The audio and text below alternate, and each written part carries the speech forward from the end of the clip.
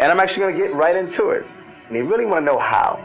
How can I blaze my own path? How can I be successful? How can I follow the path that someone else has laid for me to be successful? What's up, everybody? Welcome to episode 221 of Campus Cuts, Season 2, 21. Today, I have a great guest, somebody that I consider my mentor, spiritual mentor, somebody that I love with his enthusiasm, his just like his inclination for truth and being able to speak power and life into people. He is one of the leaders of Vertical Ministries. He is somebody that is a champion of Christ, but not only that, but a champion of sports. Is able to be on the football field. And I cannot say how much this guy inspires me every day that I'm going to in the vertical in real life or on virtually. Just know that I have somebody that's always in my corner and somebody that I know I can text and we can always talk no matter how long it's been. So I'm just going to introduce him. Welcome, Dale, to the show. Hey, honored to be here, man. Thankful for you. Man. I don't know about the energy thing, man. Compared to you, I feel like I get energy from you. Like I just don't even feel like I can compare. No, bro. But man, I just want to say thank you so much for making the time. You know, how are you? How are you, bro? How have you been? Yeah, well, one, I'm a little bit of a roller coaster of a person. Like I like have high highs and low lows, I feel like. So you caught me in a high season. Just I feel like a student where I'm like relieved that the school year is over, even though I'm already even starting to get antsy of like we need to get back to normal. We need to get back to school. We need to get back to the fall. We need to get to, everything normal. It's like COVID normal and school separation normal. That I'm already looking forward to that. I can feel that, but I'm also like, man, I kind of want to sleep in a little bit and like not study. Although I'm not a student, I don't study, but like I don't want to work every day and have the never ending case of the Mondays. Just vertical for those that are listening.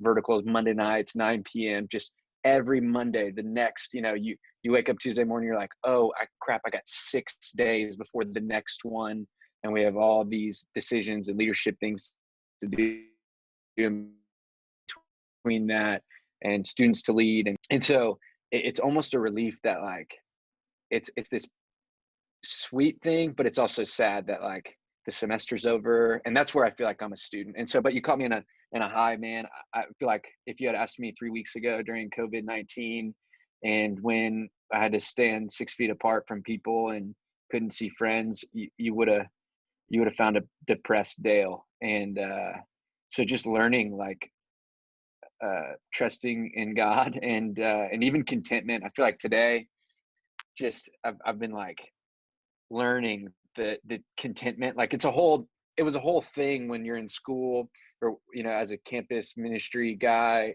at Baylor.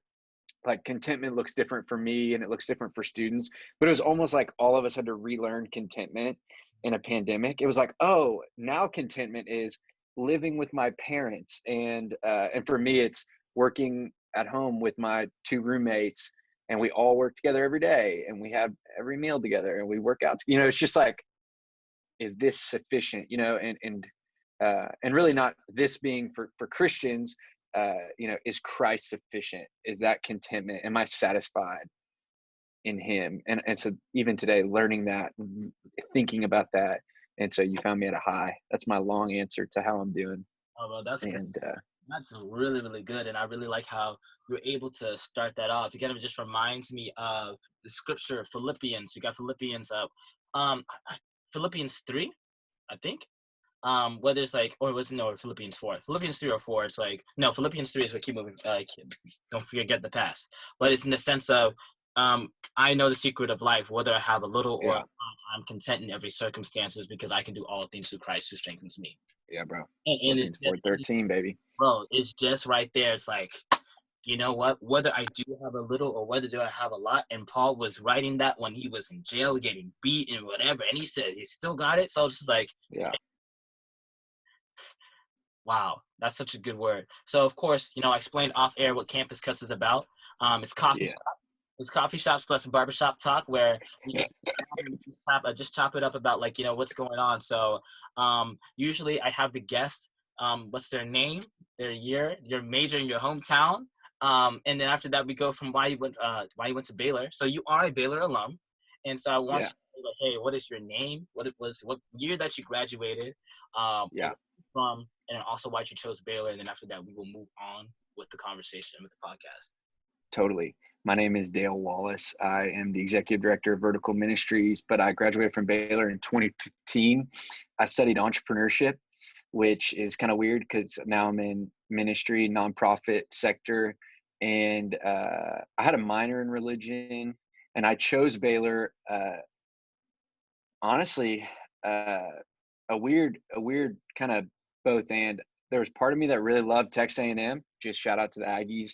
Uh, I really loved it. I loved some of the people that I looked up to went there, and I really didn't know people at Baylor that I uh, like looked up to in that way. And but for whatever reason, I just had this gut feeling like, man, I should go to Baylor. And I think the finances were a huge deal for me and my single mom kind of situation, and so it was just really important finance wise. And somehow I went to Baylor for less than I would have gone to any state school. Wow. And so I was like, okay, I'll consider that a miracle considering Baylor costs $1 bajillion a year. And so I just like was like, man, this sounds like God. And I don't even know if it was God, it probably was God, but I just super read into it as like, this is a sign from God. And so that's how I ended up at Baylor. And it ended up being just such a gift. And my 4 years were absolutely incredible. And so I've had many great years since then as well. I'm on my fourth great year out. But uh, yeah, dude. So I love Baylor, and as you said, I love still being around, helping out, hosting and emceeing football games and men's basketball games, and just being an advocate for Baylor everywhere I go, and also just speaking in. Like I kind of have a seat at the table now Yeah. with some leadership, which is really helpful to get to be like, hey, this is what students are saying Uh, about this, and getting to be an ear to some of y'all. And so, as are you, dude. You understand the advocate and the representative and just being a leader on campus. So yeah. And then, so with that though, there's so many points I want to jump off.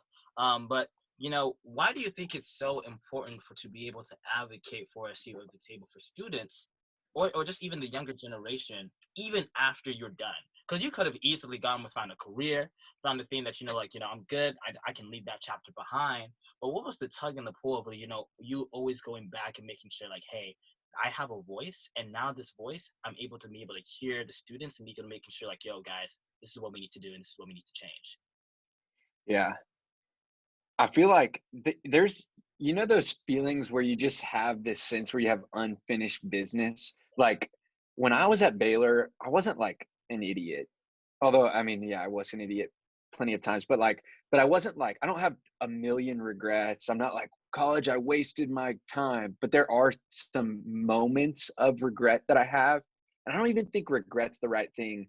But there's like some ways that I just wasn't, how do I say, I just wasn't doing or living the way that I know that God had called me to. And so I felt like when I had just left Baylor, I was actually thinking about jumping on a presidential campaign and going into the business world, political world, and just decided, man, I need to see through some ministry things. And then in my heart, I was like, man, I have unfinished business at Baylor.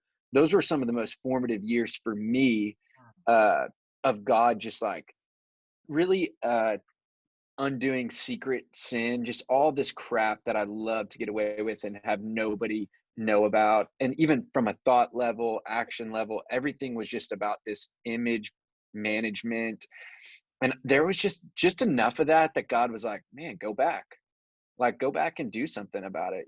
Like go back and help students understand that, you're not going to find life in managing a brand for pleasing people, uh, and so that was part of what brought me back to Waco and to Baylor in particular. And then it's easy to advocate once you're here. If you're in, then you're at the table trying to just be with students and even connect with the university. And and we need that. We need as many people as possible that are mentoring and leading college students, because what you have to understand is higher education isn't about mentoring and leading college students. Although I think Baylor is learning how to do that better and better. Even through this pandemic, we've seen them do it better and better. But higher education as a whole probably isn't about that. It's really about research and academia and status, and which could be good things, in the secular world. But from like a health perspective, and from growing students perspective, like if you want to grow students, like you have to invest in them. You have to have leadership classes. You have to teach them how to do all these different things. And I think it's holistic, and I've seen Baylor grow in that. And so I'm glad to just jump in and be a part of that as well at the table. So Yeah, that's really good. And especially, you know what, you happen to be in the same leadership class that I was in my sophomore year with Dr. Kevin Jackson. And yes, that was within like was that your junior or your senior year? that was my senior year, man. I don't know how they let me in that class, but you're a leader. You should be in that class. I was, I knew the right person. Yeah. But then explain. No, honestly, you know what? That was kind of funny because Reggie, I always bring up Reggie because like he had such an influence on me when I was at Baylor. But he Yeah, was like, yo, he's like, yo, bro, you should sign up for your class. I'm gonna find you a way. So honestly, I was just like, oh, okay. So I was like, I'm down. Like Dr. Kevin Jackson, I know he's such a great guy. I'm like, I'm down. That happened. totally. I was like freshman years. I'm going to sophomore year. I'm like, I mean, I don't know. So you know what? I relate to you in terms like I knew somebody. I knew Yeah. somebody. And so honestly, it was kind of nepotism because that guy's like my frat brother. So he's like, hey, I'm gonna put you Hey, on. nothing wrong with that. So, but I'm like, but it was transformational. But I mean, just talk about like the idea because because you say I'm a leader, but no, now you have grown to be such a great leader. What does leadership mean to you, and what did it like? How has that definition changed since entering that class, like thinking, okay, you know what? Because you talked about stories of how you were working so hard to be the most well known, and then after that you go into that class, and then after that transform. Like, of course, that has a transformation. And now, how has that transformed you in terms of now, being in your mid-20s and now like being like an adult and just growing and understanding what it means to be a leader? Yeah. Well, I don't really have it all figured out truly when it comes to the leadership piece. It feels like the more I learn, the more I learn that I don't know. Mm. Like, um, and so I have to start with that. I think the piece that I took away maybe from freshman year Dale, who wants to walk through the sub and have everyone know his name, and when I was there, is like you have RG3 walking through the halls. It's like, man, if you can be buddy buddy with RG3, then you're somebody. Like, you take those days and you put them against like where I'm at now, which is it's not necessarily about uh it might be helpful who but really what's more important from a leadership perspective is, where are you taking people, Mm. or where are you taking anyone that's following you? A lot of people have influence and they're taking them to products. A lot of people have influence and they're taking them to their beauty. A lot of people have influence and they're taking them to certain places. They want to invite them into this insert whatever. And so for other people, you have to understand is everyone has some level of influence, and it's where you're taking people with that influence. And you could be taking people to know you and make you famous, or you can take people to places where they can experience health and life. And where I want to take people ultimately is to Jesus. But it's a weird tension when you are if I'm an MC at a football game, I am not going to talk about Jesus at a football game. I'm paid to actually say certain words by Baylor University and even certain, products. Like I'm paid to say that. And so how do I do that to the best of my ability? And then whenever people say something about that, I go, man, that's great. Thank you for complimenting me, or thank you for saying something about that. But that's actually not even like really who I am. That's not how I got here. And really even having protect myself as a leader of like, man, not taking that and really thinking more highly of myself from that, but really taking it as an opportunity to, you know, deflect, care for other people. A lot of times when you have positions of leadership, then you have an easier way to speak into people's lives. Because, you know, if somebody's like, hey, you're the guy from the football game, I'm like, hey, that's great. What's your name? You know, and who are you? Like, what, you know, where have you come from? You know, tell me your story. And could I encourage you? I'm so thankful you said this. What I hear from your story is this. Like, even right now, I was, as we've been talking, I'm like, man, it's humble of you as an influencer and leader to lead or to do a podcast, host a podcast. That takes humility to listen. I'm like, man, I see the humility in you. So how can I take every opportunity that I have to speak into others, not make it about myself? You know, it's that Philippians 2. We're going to talk about Philippians the whole day, I guess, in this. Just do nothing out of selfish ambition or vain conceit, but in humility consider others better than yourself, looking not only to your own interests, but also the interests of others. And so it's this idea of learning what it's like to, you know, take people somewhere or point people to something other than ourselves, our products and our brands and our whatever. And so that's how leadership has morphed over time. I thought it was popularity, and it's probably a lot. And there's some popularity involved, you know, which kind of is the weird thing. That's the twisted thing, is it's involved, but it's not the main thing. It's not the priority, and it's not the way to really have fruit, you know, long term.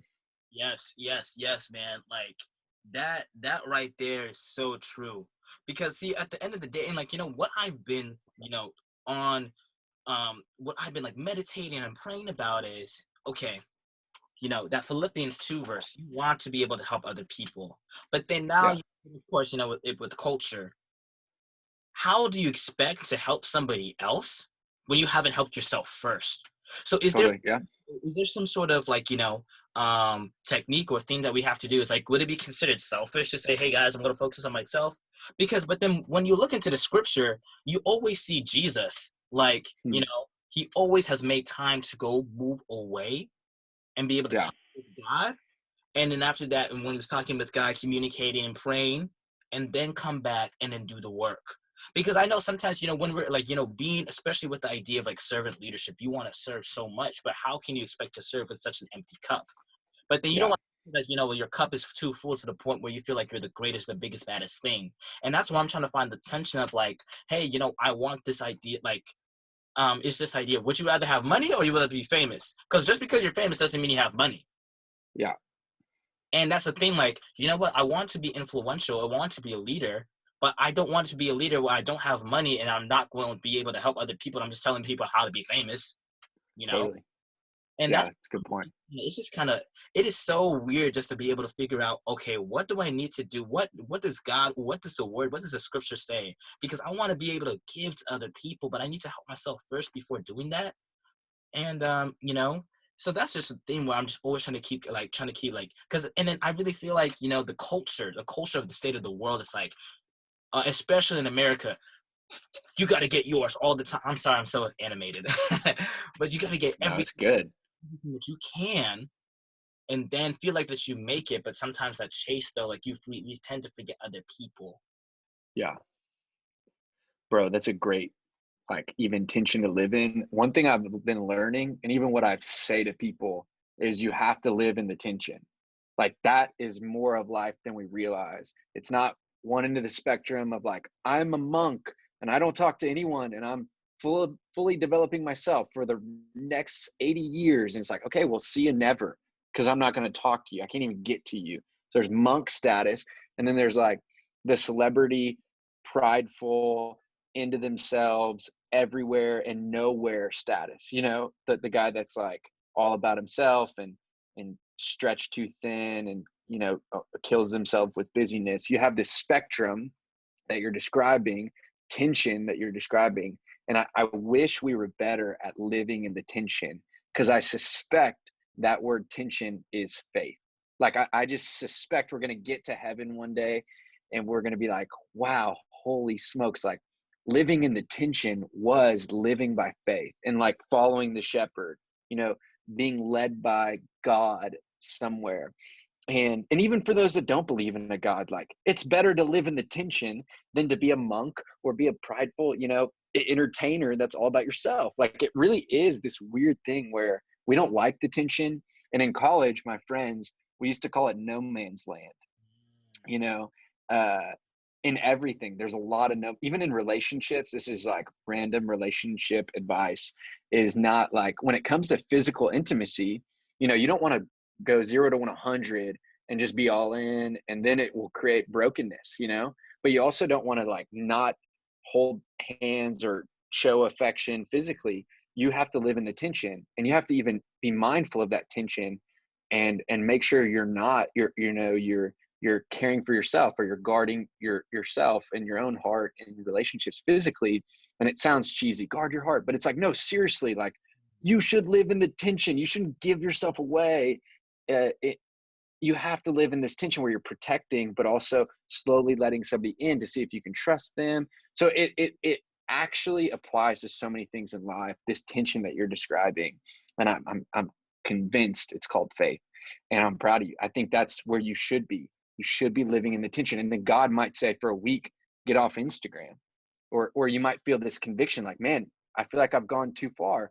I've become a little bit too much about myself. I'll give up Instagram for a week, and I'll use that time to spend with reading or doing something else. And then you can come back and you go back to the tension, and that's okay. I think we feel shame about like getting out of whack and making decisions like giving up social media for a week. I'm like, that's great.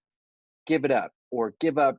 For me, it's like, man, I've been eating unhealthy. Like, well, then eat healthy for a week. Like, if it's going to bring you shame, just eat healthy, and then go back to living, healthy, but then also enjoying a dessert.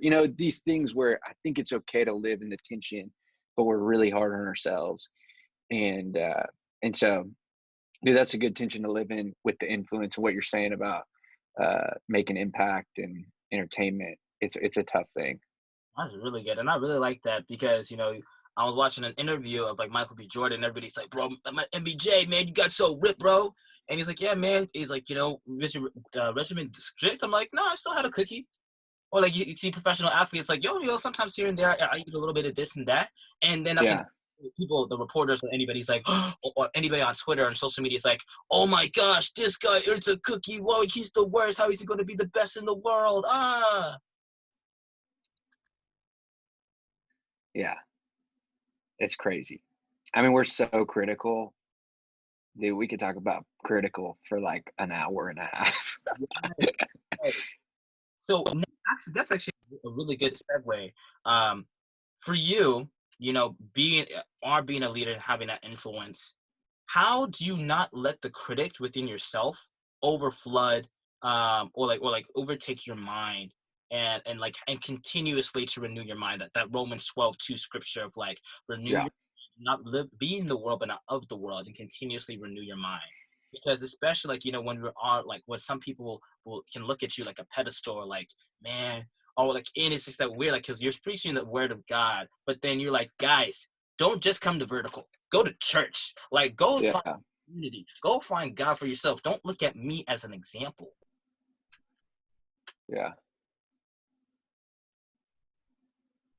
Yeah. Well, I think what comes to mind, honestly, is the humility. And I'm not saying I have it. I'm saying like, it's hard for me not to go back to your, like, kind of the beginning of the question about critical and overly critical of myself. Like, I can find it to be really hard um to even go to church. It sounds weird, but like, because I'm analyzing every element. Or even, I was listening to Mike Todd sermon yesterday, Toys R Us, Faith, who's the minister from a couple weeks ago, and I was listening to it, and I'm like learning, and I'm like, I look up to him, and I'm trying to learn and like see his style and his delivery, and I'm like critiquing him though. I'm like, well, I probably wouldn't have said that, but I do like that. And it's like, wait, dude, how are you going to learn if all you're doing is criticizing? What are you going to do? And so I really have to actively go into places and say today I'm not going to, grade this sermon. I'm not going to grade this podcast. I'm going to listen. And that's it. Like, I'm going to go into this place and even not grade myself. I'm like, man, this isn't a performance. Leadership isn't a performance. Acting has performances. Comedians perform even. There's different ways that people perform, and maybe we all are performing in some ways, but I really think that we have to get out of the performance mentality, because when we're performing, then we're critical. And when we're critical, then we can't point people to other places to find, community. I'm like, man, vertical is great, but you need to know how to read your Bible for yourself. You need to be in community and confessing to friends when you sin, when you fall short. You need to be connected to local church, because I'm not your church. This isn't your church. I'm not your pastor. I'm not going to be your pastor. Like, but if I'm critical and it's all about this performance and it's kind of a competition, if I lack humility and it's a competition, it's performance, it's all this other stuff, then really it becomes really easy to just, kind of want to build my own little kingdom and sandcastles and but I think that's like, it goes back to that key. The key is always humility. When it comes to leadership and a lot of those things, is just a right view of self. And yeah, so that's my that's my short thought. And but it's hard to be a leader, not be critical of yourself, and then even of others. Just like, it's hard to celebrate when all you're doing is being critical. And so I'm like learning that right now, man. I'm going to counseling. Shout out to those that believe in counseling. I'm with you. And so I'm a leader in counseling. Yes, And one of the things that I'm working through is like, man, all I can look back on in a year and think is like all the things I messed up on, like from a work perspective. Like, all I can think about is like the things I would fix. And it's very challenging for me to celebrate, because I just want to get better. I'm driven to get better. I want to communicate better. I want to lead better. I want to develop whatever different things better. Like, I just want to grow, but there's so much emphasis on that I miss out on like the joy of what's happening in front of me. I'm like, because I'm taking feedback a little too much. I care too much about feedback. Those things. It's just constant, and so I'm working through it, dude. that's awesome. That's really good. And first of all, thank you so much for saying that. Going to counseling, because just to think about that, I know for we can put labels for a lot of men. They don't necessarily say that they go to counseling. A lot of Black men, from my perspective, they don't say they go to counseling, or they don't want to admit it, because it's like, it's boohoo, haha, like, you don't need nobody, just pray, go to God. And like, and talk about like, what does it mean to go to counseling, but also understanding that you are a Christian, and why do you think it's important for you as a white male to be able to have Yeah. taken the next step to go to counseling? Yeah. Well, it's a complicated and great thing. For one, like, there's a lot of incredible counselors out there that aren't, by profession. Like, a lot of us have parents that are counselors, and so for me, I think it was helpful with being in a position of leadership. My parents' divorce. I have a lot of like difficulty uh, judging my life based on performance. And what I do know of my father is completely performance based. And so I could just sense that there was some extra work that needed to be done on some of the things from my past. And so I just think counseling, whether it's your friend or your community, whatever that community looks like, whether it's your family. I know it's even hard sometimes to go to your dad and be like, Dad, I'm dealing with this. I'm struggling with commitment. I'm a male. I'm this. What do you have to say? That is counseling.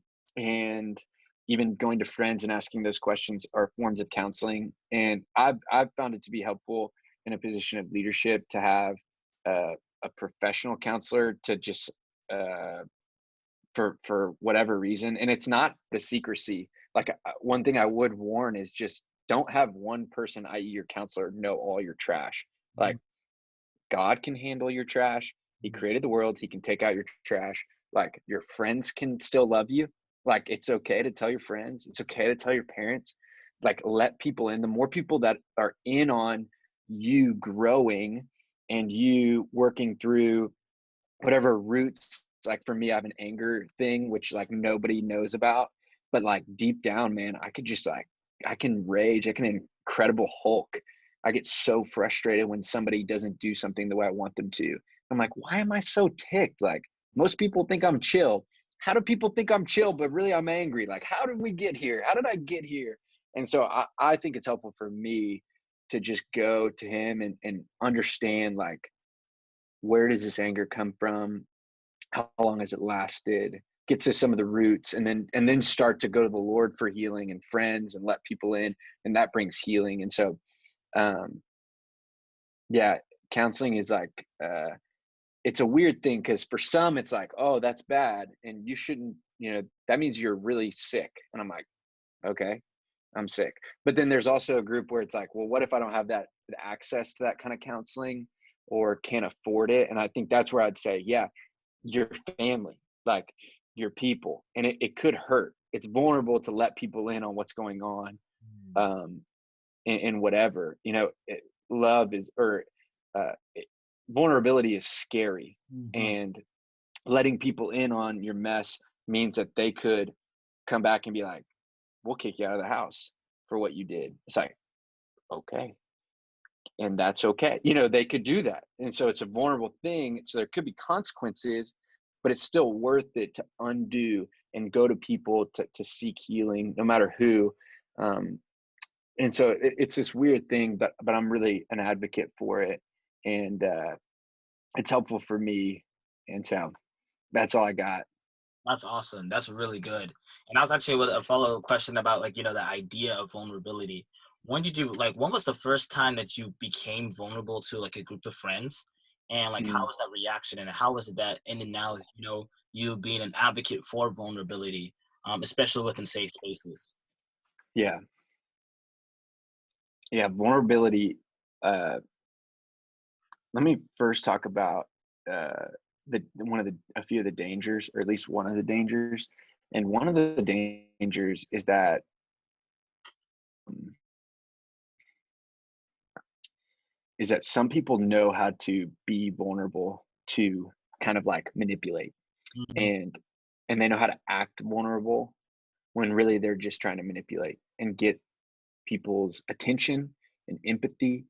and and I think that's a very rare thing, but I also think that it is a thing that people need to be aware of. Like, you don't need to be vulnerable with your girlfriend if all you're trying to do is manipulate your girlfriend into some sort of sin. I don't know. There's just different forms of the way that actually plays itself out, and too many probably to go into. But so like, that's a warning to vulnerability. And then I think the positives of it, and where was the first, it probably really was in college. Uh, just a group of friends, just telling them, hey, I have this secret sexual sin. And one is, I'll go kiss a girl and nobody will know, and I'll go make out with a girl and nobody will know. And then also, there's this pornography thing that nobody knows about, and I need to let y'all in. Can y'all help me? And it was freeing to see both the amount of people that were like, hey, me too, like I need help with that as well. And then the amount of people that are like, bro, thanks for sharing. We love you. And then you kind of, it feels weird, but like life goes on, and you see the fruit of vulnerability is like, when you shed light on things. This is First John. Like, when you bring things to the light, that is, it loses its power. Like, whatever that thing that's in the dark is, it loses its power. It doesn't have control over you. The burden is lifted. There's just this so many fruits to vulnerability that are positive. And it almost is freeing when you like tell somebody something in a safe space, and then you leave and you're like, oh, they're still friends with me. And if they're not friends with you, it's like, okay, well, I want friends that care, even when things are hard or challenging or anything else. Like, so it's this beautiful thing where when people are friends with you or your parents are like, man, thanks for sharing. Let us know how we can help with that. It's like you're struggling with health or something. I don't know what eating. Let's talk about eating. Well, will you help me? I'm really struggling with overeating right now or under eating, whatever. Either way, when your parents can be helpful to you if you're living with them right now. Like that's a positive thing. And when they continue to love you and care for you and check in on you, you're like, oh, this is a picture of what God's love for us is unconditional, not changed. He doesn't, his feelings for us don't ebb and flow, or his love for us doesn't ebb and flow based on our sin. And it's like those sins have been nailed to a tree with the Son of God, and the blood that was shed was sufficient for the forgiveness of those things, and life goes on. It's almost beautiful that life goes on, in confession and in vulnerability. And so that's why I'm an advocate for it. I really think confession was something that was helpful and formative for me in college to finding freedom.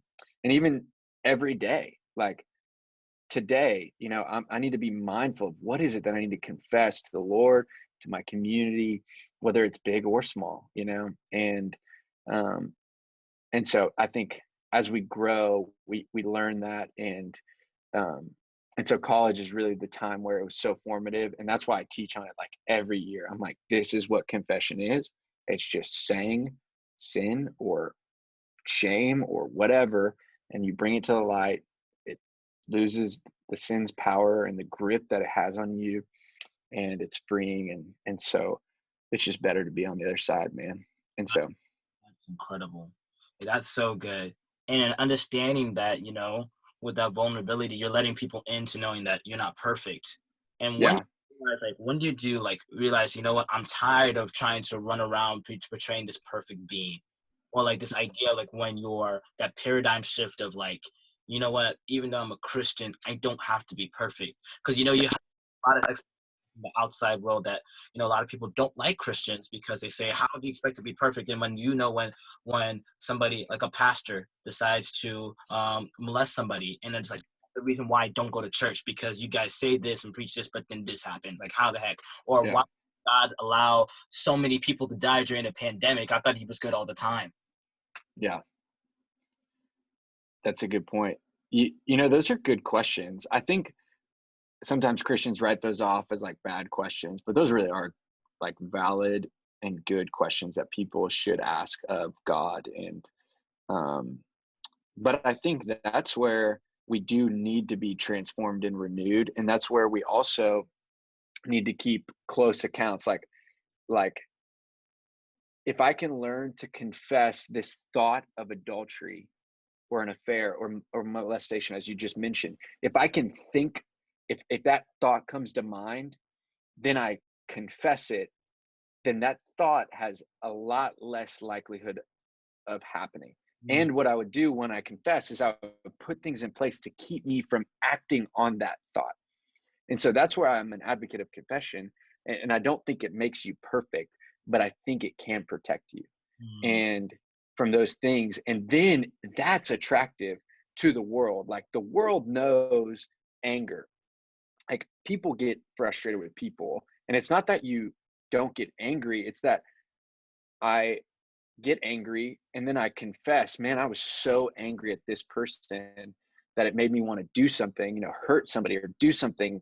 And it's like, okay, well, now that I've told somebody else that, they're going to remove me from that person or that situation, or give me 24, 48 hours before I respond to that email or to that person. And then there's a lot less likelihood that I'm going to do something stupid towards that person, or something I'm going to act out in anger towards that person. And that is attractive because it's not that we don't have these sinful thoughts, and like everyone has a sinful nature. And so it's that's where I think even confession plays into what you're saying about, how could God have a leader do this? And it's like, man, Satan has power. And if we're not careful, everyone has a target on their back, leaders especially. And so if we're not careful, we know we'll have a thought, and then we'll chase that thought, and then we'll do something to just like kind of tease out that thought, and then we'll put ourselves in positions to, you know, that's how affairs happen. That's how, as you said, like molestation happens. Like that's how those things happen. And we're not above those thoughts. And when we think we're above those thoughts, then we stop confessing those thoughts. And that's really what puts us in a dangerous position. And so I think to the people that are like, Christians suck, I want you to know, like, I'm so sorry. And I really do suck a lot of times. Like, and I'm really thankful that there's a God who loves me unconditionally, and I'm becoming more like him daily, and I'm seeking him daily. I'm trying to become more like him daily so that you can see that he is worthy to be trusted in. But it's not me that's the priority. You know, don't look to me. Look to the perfect Son, Jesus Christ, and really, like, wrestle with the person of Jesus. Don't wrestle with the sinners that are claiming to follow him. You know, it's almost like I appreciate that concern about Christians, but let's just deal with this person named Jesus. And then if you can disprove Jesus, we don't need to be pretending to follow somebody. You know, like, let's talk about Jesus. And that's the key.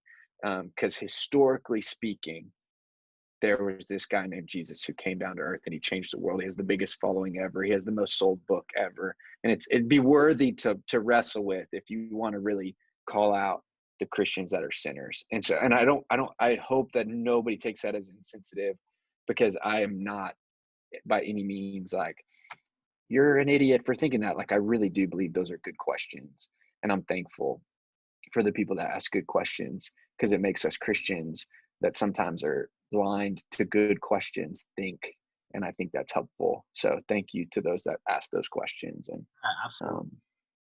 Because like, I had a friend of mine, and she's like, hey, Tanaka, I don't get, but like, how are you so positive, especially during this time, when this pandemic? And I'm just like, well, I wish I could tell you. I mean, the secret sauce for me is my faith. It's Jesus. And it's like, so how do you feel when your God allows people to die? And I'm just like, you know what? That's such a great question. And to be quite honest, my honest feelings is like, how can this happen? I also struggle. I also feel like, man, this is so tough, because I understand that, because one of my aunties passed away from COVID. Wow. In the UK, and I was just like, oof, that's tough. But then I'm just like, man, it's just the thing that we have to realize that, hey, his plan is bigger, and it is good and healthy to question it, but I cannot become bitter. And then she says, man, it's so admirable that you're do that, because I lost all hope in the world. I'm like, well, yeah, it's so easy to lose all hope in the world when everything's like can be exposed at any time. Like, we are in an age of information so much that I know that the amount of time is like, oh, is that balance of, am I going to continue to be ignorant and pretend that everything's peaches and cream, or am I going to be to the point where you're so aware that you're like, what's the point of even living?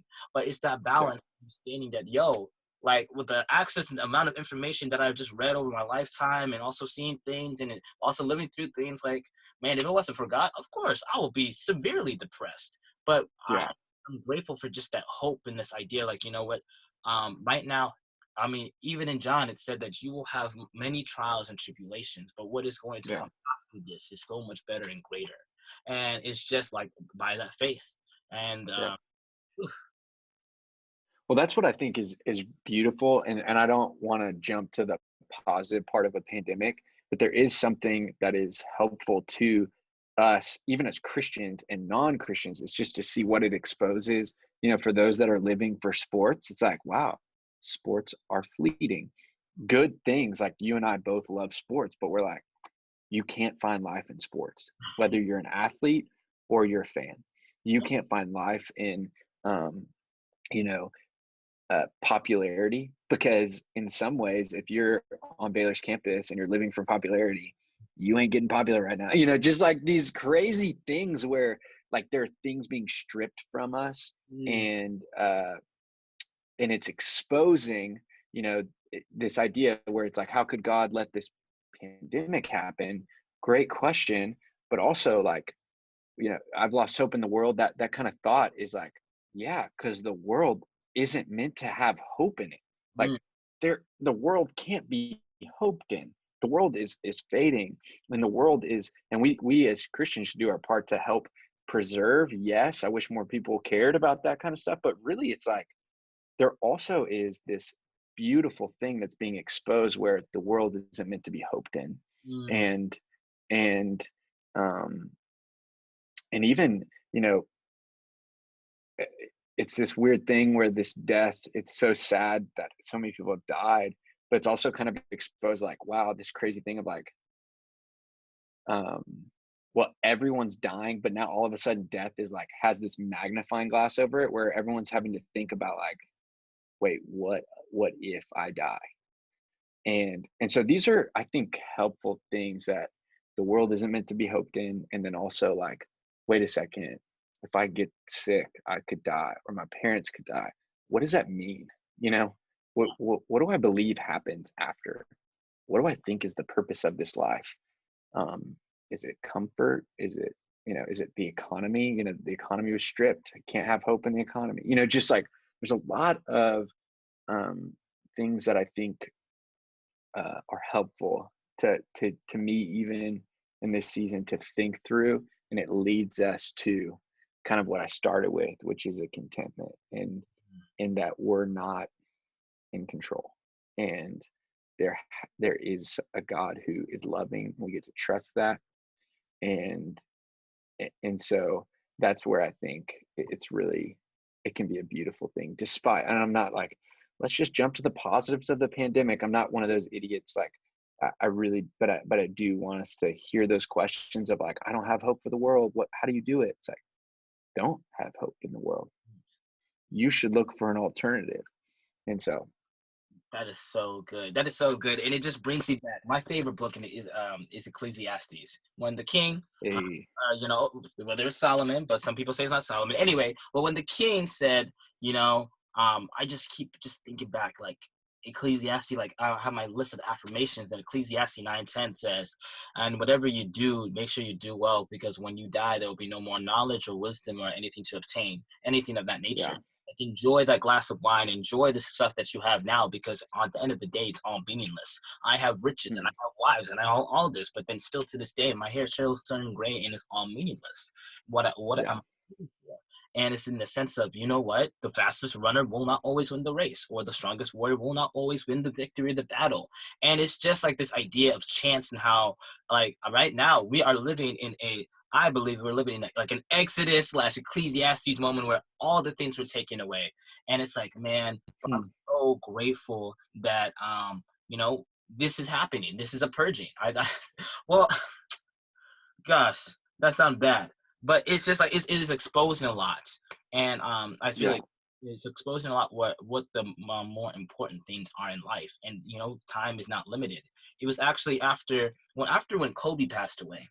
I remember I yeah, went home and I was a little bit scared to go to sleep, because I'm just like, man, there's a possibility I may not wake up. So when I yeah, woke up, I was just like, but still, like, it still hits, like there's still a possibility. Like, we have so much, like, it was so funny because I planned to have a podcast episode with my boy Manny, like, yo Manny, after spring break we're gonna sit down, we're gonna chop it up, let's do it. And then all of a sudden this happened, and I just laughing at myself. I'm like, man, God, you're funny, bro. The world is funny, because I just, it's a James scripture, like, how can we be so sure that tomorrow is going to happen when, and you know, and it really does mean like you live day by day. And for me, I've just yeah, philosophy of, I'm going to pray, I'm going to work, like, I'm never going to come back tomorrow, but I'm going to pray that I'm going to live a long life, or maybe yeah, something now. But either way, but it's just that, like, that metaphor of, you know what, at any given point in time, it can be taken or stripped away from me, and I'm prepared, I'm ready, and I'm being like, I'm creating a space and time that, hey, I'm going to prepare myself mentally to be prayerful and say, Lord, I pray just to have a good long life, but with this life which you've given me, this time that I have right now, these 24 hours, this amount of money, this time is only luxury that I can never get back. I'm going to make sure I'm going to maximize it to the best of my ability, not for my own selfish gain, but hopefully for your will. And if it's not, yeah. hey man, like, hey, I gotta repent and I gotta forgive, I gotta do this. Okay, make sure. Okay, cool, cool, cool. That's good. That's good stuff, dude. Yeah, yeah. But my next question for you is, obviously this podcast is about diversity. Yeah. What does diversity mean for you? And how has your identity as a white male, in America? Because especially with that idea, like, the notion, the key term, white privilege or privilege. And Yeah. what are your thoughts, and how does that make you feel? And, especially during the time, I know the Ahmaud Arbery case, and now the Breonna Taylor, Yeah. and just all these things. And you know it's like, just break that down, if you can, if you're able to, or what's your thought processes around that. Yeah. Uh, that's a great question. Honestly, it's something I've been wrestling with.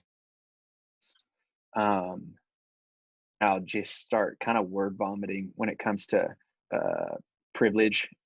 One, just the Ahmad thing was kind of a remarkable, uh, wait, this is still happening moment. I think for a lot of white men and women, it was just like, wait, how has this injustice not stopped? And for me, it was like, okay, I haven't been doing enough.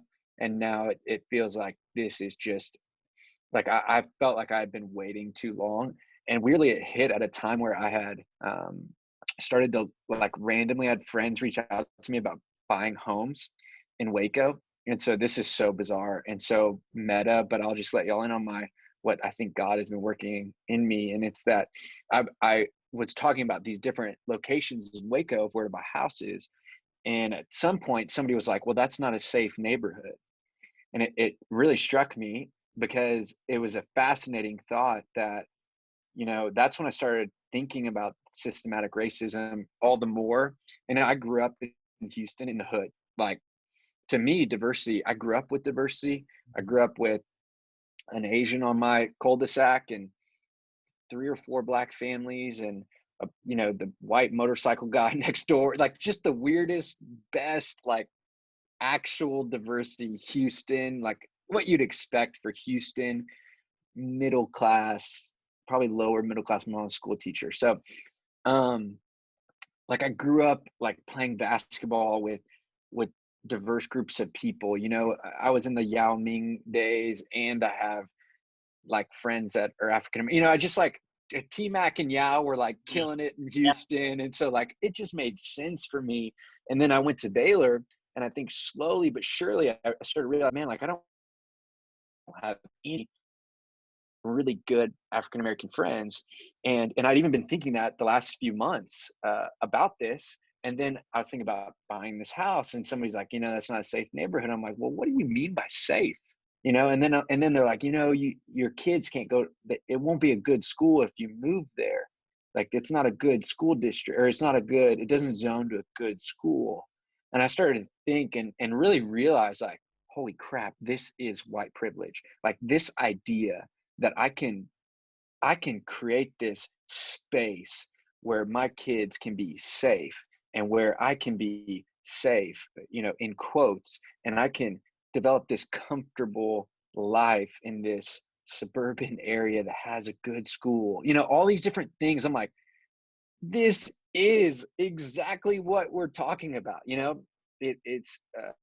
that's the to those that are frustrated with white white people, it just understand, especially even for me, like white privilege and even racism is deceiving. Mm. And like to me, it's like I wouldn't move there because it wasn't a safe neighborhood. Like that was an initial thought. And then on second thought, I'm like, man, that pisses me off. Like, man, that is so frustrating. Like, I want to live near people of all classes and all races and all, I don't want that.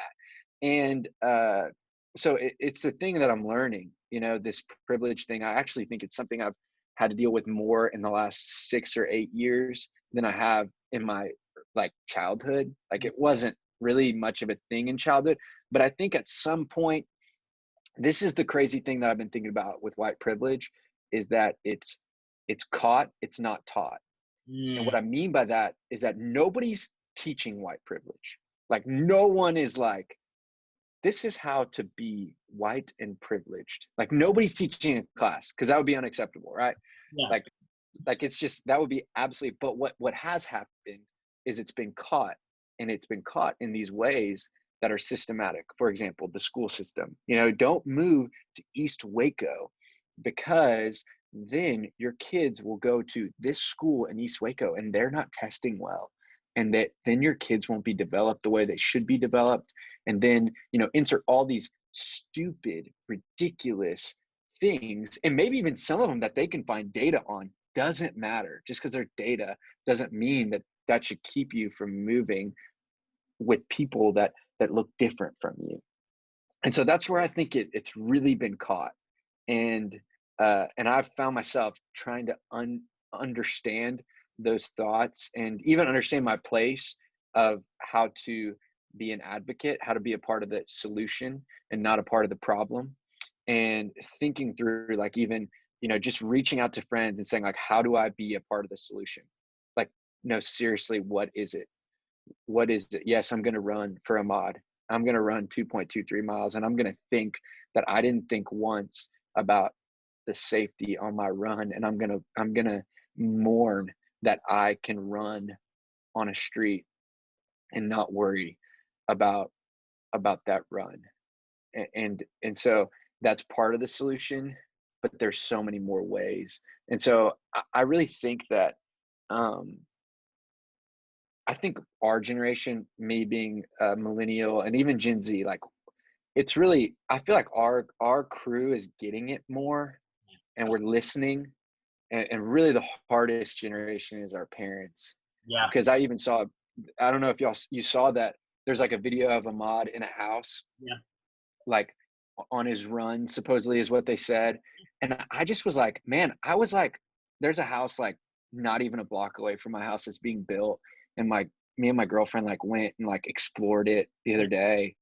And it's just this crazy, like, man, racists are going to look for reasons to be racist. Like, they're going to look for reasons to support their racism. And they probably, and that's the weird thing, is like, how do you change it? For me as a Christian, I'm like, only God. But there are ways that we can be a part of the solution, and calling our parents out. Truly, I think it's part of our generation's responsibility to speak up humbly and say, hey, do you think that was racist? Do you think that, talking about that Asian American like that and COVID-19, do you think that you saying that about them, do you think that's racist? And they go, I've actually had a conversation. And this is the beautiful thing, is when you do it humbly and respectfully, and you don't do it argumentatively, you go, I think you might want to consider if that's racist. And I've had a conversation with adults where they have said, you know what, I think you're right. That is a little racist. Will you forgive me? Because they've been deceived. As I said earlier, I think racism is super deceptive. I think it's a part of the enemy's, one of his very, very powerful plans. And I think the devil loves racism. And I think because of that, the devil is a deceiver. And so there is a lot of deception involved. And I'm not saying it to justify, hear me very clearly, that is not a justification. But I say that to point back to the home buying thing. Like, dude, I think that's a deceptive thing that I've bought into, that families and especially just white people have bought into. And for that, I'm like, I'm so sorry. And I think what would be helpful is to continue to help white people understand how they can be a part of the solution. I think you have an incredible opportunity with your friendships, relationships, like every African American, and even I'm throwing in Asian American as we're going into COVID racism. I know they're separate. I understand they're very different, but I just want everyone to understand that you have this platform as my friend and as my brother to speak into the solution. And you don't have to judge me. If you were to say, Dale, I think you need to do an Instagram live video about racism, I'm like, I would listen to you about that, but you're not going to force me to do something. Just invite me to think through here are ways you can be a part of the solution that I think actually would be helpful, Dale. And that I'm not putting it on others. I'm saying like I have to be the initiator. Like I did reach out to people. Mhm. I'm like, how do I be a part of the solution?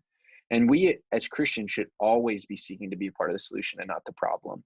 Even in COVID, we're just talking, masks and social distancing and all these things. Like, man, we should be the number one advocates to life. There's plenty of people that are pro-life. There's plenty of people that believe in the sanctity of life. Okay, well then that means that we actually in public, maybe we should act a certain way. Like for me, I just don't get within people I don't know 6 feet. I'm like, man, what a weird thing. But I'm gonna honor everyone around me when I'm at HEB, in that way. And so I think those are the things that we have to always be seeking to be a part of the solution and not the problem. And then we have to be the initiators. Like I need to reach out to you and say, hey, bro, I think I did reach out to you. I think I did say, hey, bro, you need to tell me how to continue to be a part of the solution. You need to continue to inform me. And I want you to continue to inform me, please. And I think doing that, and then, yeah, I mean, if you really want to be a part of the solution, man, I think you just gotta acknowledge that there's a problem first. Absolutely. And with that, I'm super grateful that for you to take that step and to even acknowledge all of that, because that is super humbling, and it's great to hear. And like, see, and the one thing though I remember I was going to speak on before I like provide like solutions, and for Yeah. anybody that comes across this or listens to this and probably some solutions is first and foremost, I remember growing up and I used to have friends say, Tanaka, um, you're so white friends, black. Mm, Like, oh, why is that? It's like, oh, because the way that you speak, you don't necessarily dress the part or do this or that, and it was so disheartening, and that I actually started to believe in that. I used to call myself like an Oreo because I also listened to Childish Gambino during the time when he was saying like an Oreo, like white on the outside, like black on the outside but white in the inside, and I'm like, well, I can't help that I was part of like I was a product of my environment and people speaking destructive, yeah. also people just speaking destructive things, like listening to them like saying, oh, how black girls are ugly, and I'm like, yeah, black girls are ugly, and I'm like, wait, but my mom's black, huh? you know Yeah. and I'm just like, dang, so glad for growth, and I'm so glad that I'm super happy that no one in college knew that I used to, but I'm not ashamed of saying that, like, hey, I used to think such a way until there was a paradigm shift until I got to university. Even when my auntie asked me before I left, so whenever you leave, whenever you get out of school, are you going to say that you're African or are you going to say that you're black? Because I'm African, from Zimbabwe, and my family's from Zimbabwe. I'm a first-gen American, born here, but I'm very rooted to my culture. And I'm like, huh. And then there was conversations like that, and I'm like, dang. Wow. Um, like in all the nuances and all the layers of like, whoa, okay. So I guess I'm African, but I was born in America. I'm Zimbabwean American. All right, cool. I'm a male. I also have like my own privilege in that in terms of how I'm going to move up in the world, and also like my sister or how she's going to move. I think the number one solution that we need to continue to provide is education, and by Huh. educating, it is like not only just having conversation but reading. Like reading, like, and I mean, of course, that's the general, because everything is in the books. All the information is in the books, not just reading from like the historical perspective of like a required university, but doing that Yeah. in like that research. I mean, I definitely want to recommend the autobiography of Malcolm X. Yeah. Completely operated like that book. A shout out to my guy Reggie. He gave it to me in my freshman year. Changed my mind completely. I remember Yeah. I had a friend of mine that said, Tanaka, when I first met you, you know what, you were in the sunken place, because I was in the sunken place.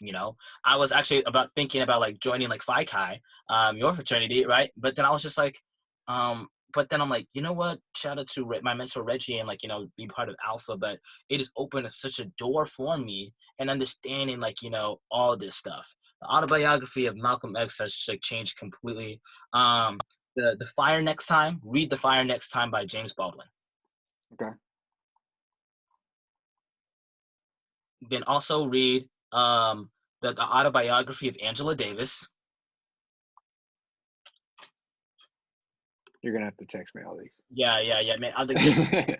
There's books on reading. But I read books about Chicano history, Native American history, Indian history. Because like I really feel like the solution for us is to be able to just not to reading these first person perspectives, but also reading the economic status. You realize Yeah. that idea of like, okay, that disenfranchisement of like East Waco. How did that happen to be? Okay, after segregation, then after that, all these resources were pulled out. People are starting to move in, gentrification, and there's Yeah. so many systematic things. And like people, like I know, like I was like, when we were doing the protest for Diamond, people were like, oh, why are you guys protesting? Like like, well, so what? Like it's just like that. But it's just like, guys, it's more than this. But this is something like this has as trauma that has been created and for a whole community and for these barriers or for these opinions because people have not done the work to read, to really Yeah.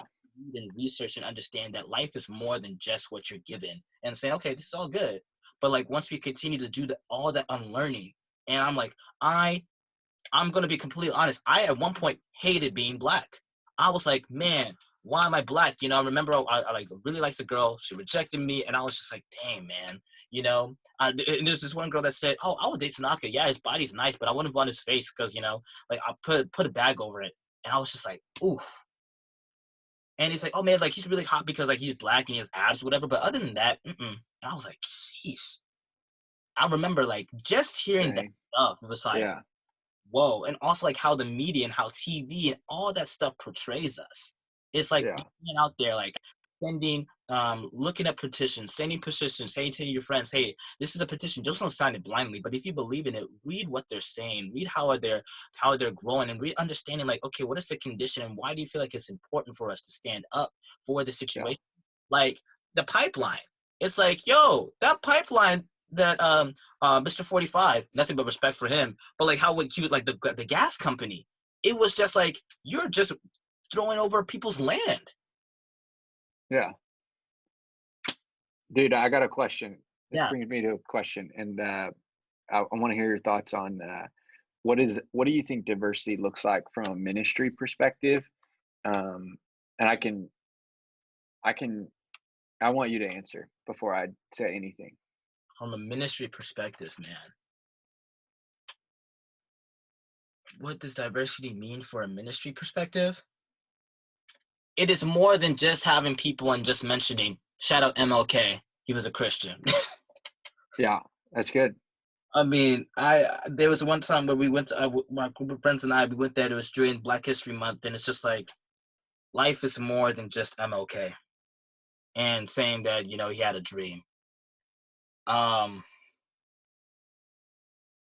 Is by creating equitable conversation, ministry perspective, creating financial literacy courses, by making sure that you're coming with the space of, hey, we want to have a conversation, not just talking to you because you're black, but like we're going to talk to you because what is your experience? How can we create a forum like this podcast? How can we create functions and events for people to understand that, we're going to have to be uncomfortable and we're going to have to sit down and realize, what, it's going to suck. But you know what? We're going to get through this together because if we believe in the same God, it's more than just all these microaggressions and saying like, oh my gosh, girl, your hair is so good. Like, don't touch my hair. Or Yeah. it is by having an ability and making sure that people are able to truly like sit down to listen, to come together to pray in collaboration. Understanding that we want to continue to collaborate because we want to know the type of person who God created you to be rather than just, hey, you look like this and we're going to feel a quota and feel like that our diversity. Totally. Yeah, dude. I've struggled with diversity on campus at Baylor, specifically with vertical. Just, I believe it's more than, filling a quota. I would say the quota that I think of is some people think diversity is putting different, races on a stage to lead worship and just kind of like lining them up. It's like there's their Asian, there's the African American, there's the white guy with the guitar. And I think that it's been challenging for me to think through how to try to strategically promote diversity from a ministry that seems it's just more white than I don't know. I know we're not true to Baylor statistics. That's what I'll say.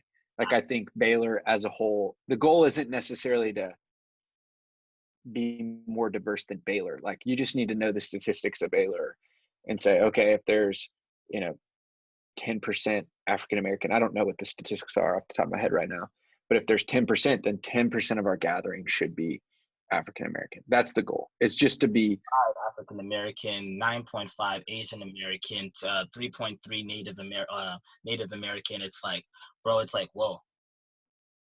Can't like looking at these stats. I'm like, this is kind of disappointing because you have a number up on a billboard that says we have people from all these countries, but in a classroom, and I like, man, there's some nights where I pray, I'm like, man, this position, this was not. I would not want to wish this on anybody else. Yeah, totally. I think, and to Baylor's credit, I know this might be a surprise to you, possibly, but Baylor is becoming more diverse than when I was there, Oh, which is like crazy to think about. It's like, wait a second, what? no, I don't. That's not a surprise. I definitely seen that. It's just like, yeah, for sure. Yeah, it's like, yeah, it's getting better, but it still continues to be a priority. I feel like Matt Burchett has actually done a good job within student activities, and obviously Dr. Jackson as well. I feel like there are some key leaders that care about it, and even in ways that I think that aren't public, and even things that I'm like, you can't share that they're trying to do that, but that's a wise there's some things that I've even heard that they're trying to do that I think will make really big impact in some of those ways. So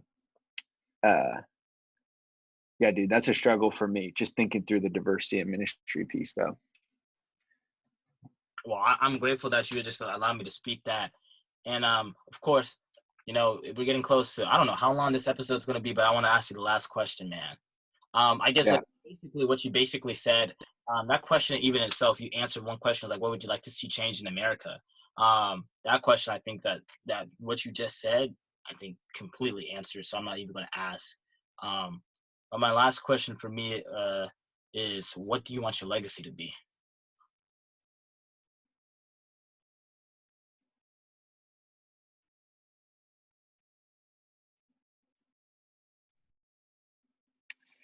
uh Legacy is a funny thing. Like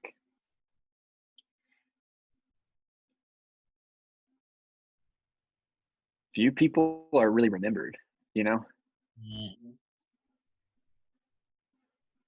and I don't know if the goal is necessarily to be remembered either.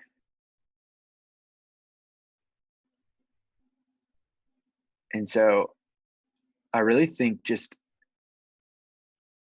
I want to be a follower of Jesus, and whatever that looks like, that's what I want my legacy to be. Because I think that's, I don't think I'm gonna be MLK. I don't want the pressures of being MLK or Billy Graham or whoever. I don't know who those men are, and even there's plenty of women as well that I think will forever or for a long time be remembered.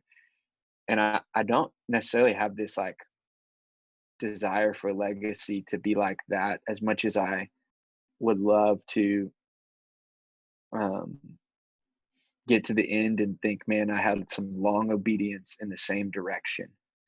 And that direction was just being a follower of Jesus and being willing to do what he calls me to. And if that means, um, and I will say the really a big legacy that's been on my heart, or something that's been on my heart recently that I even mentioned uh, kind of loosely in our time, is just like, I want to lead a legacy of loving my neighbor.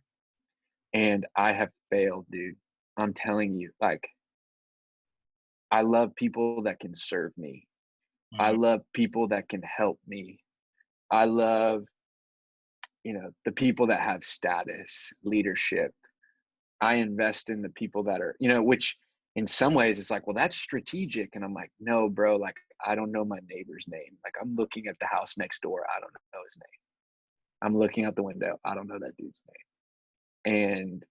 And that's something that I think the Lord has been putting on my heart to change and to love my neighbor. And maybe one day move to a neighborhood with a diverse group of people and love all of them and be all in and just continue to be a part of the solution and not the problem in every respect and every injustice. And so I think that's my one is the legacy of just being a follower of Jesus, long obedience in the same direction. And then lastly, just to love our neighbors, man. And who is our neighbor? Everyone in front of us. Yeah. Last segment of the show is me speak life, bro. I'm just gonna speak life, man. Bro, you inspire me so much with your humility and your understanding and being able to wear your scars on your sleeves and not be ashamed, for your willingness to continue to know that, you know what, you are progressing and that you're getting better. You're not perfect. Hmm. Uh, your mentorship over me and everybody else on campus and how you continue to lead people towards the light. It is something special, man. Dale, you have a gift, and I just want to let you know to continue to use that gift. And always, I thank you so much for taking the time to be on part of the show. Thank you for all the service that you've done. I'm really, really big. The reason why I say this segment of like, speaking life is because too much, like we have a lot of stuff going on the outside, and I feel like people do not get their flowers. You don't have to be a big celebrity and to die to get your flowers. You don't have to do this or be like, everybody should be willing to give their flowers to the person that they're here while they're alive and make sure that they're appreciated. And Okay. dude, bro, I appreciate you for the times that you've always made to sit down with me, but also for the times that you sat down with other people when you know that, oh man, I could be basically working on myself, or I don't even need to do that.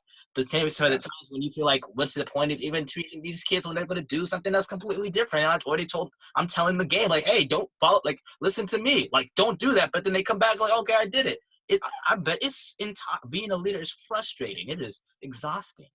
But Hmm. thank you for bearing the cross, and thank you for what it means to lead, to be a Christ follower, and understanding that no matter what, you're going to continue to give grace because God is giving you grace, and you understand that we're all running towards the same race, to love, to live, and to make this world a better place than when we left it. So thank you, Right. bro. Dude, thank you. Thanks for letting me be a part. I'm proud of you. One day at a time, man. Yes, sir. All right. And we